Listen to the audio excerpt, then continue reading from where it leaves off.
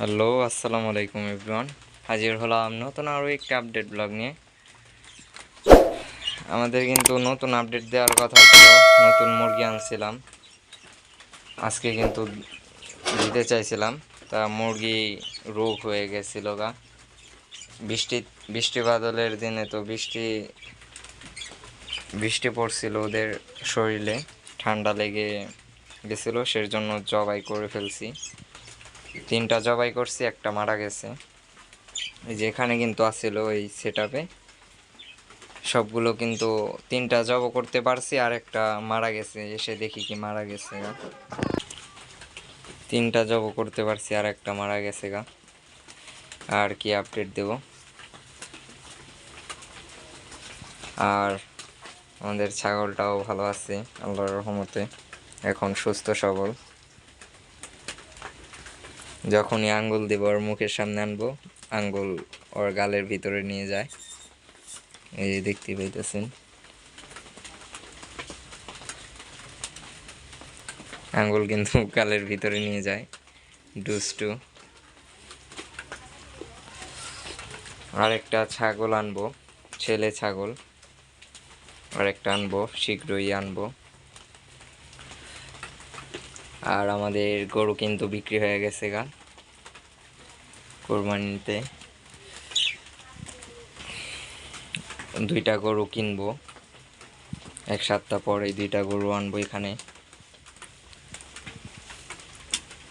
আর এই যে আমাদের লায়ন লব খরগোশের বেবি, ওরাও ভালো আছে।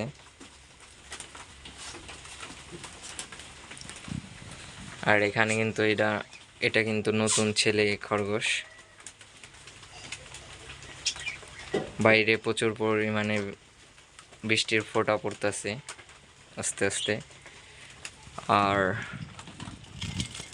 এখানেও কিন্তু নতুন র্যাবিট আনছি 2টা, কালো একটা, মাথায় মেহেন্দি একটা।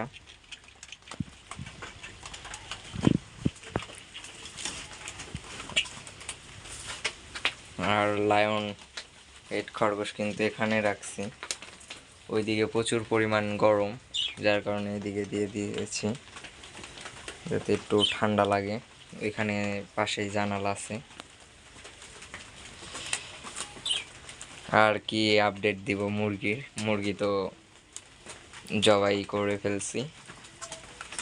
মুরগি আনবো আবারও, বড় মুরগি, ছোট বাচ্চা আনবো না। আর টাইগার মুরগির বাচ্চা আনছিলাম এদিকে, তা তো জবাই করে ফেললাম আজকেই।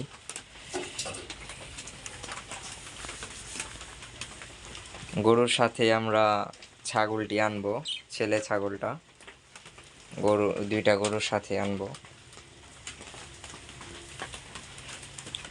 এই তো আমাদের, আর কি বলবো, দুঃখের বিষয়, মুরগি তো নেই, কিছু বলার আর নেই। আর আমাদের ওই মেহেন্দি, কপালে মেহেন্দি একটা আছে, এই যেটা, এটা কিন্তু শীঘ্রই বাচ্চা দিবে। 15 দিনের ভিতরেই বাচ্চা দিবে এটা। এই যেটা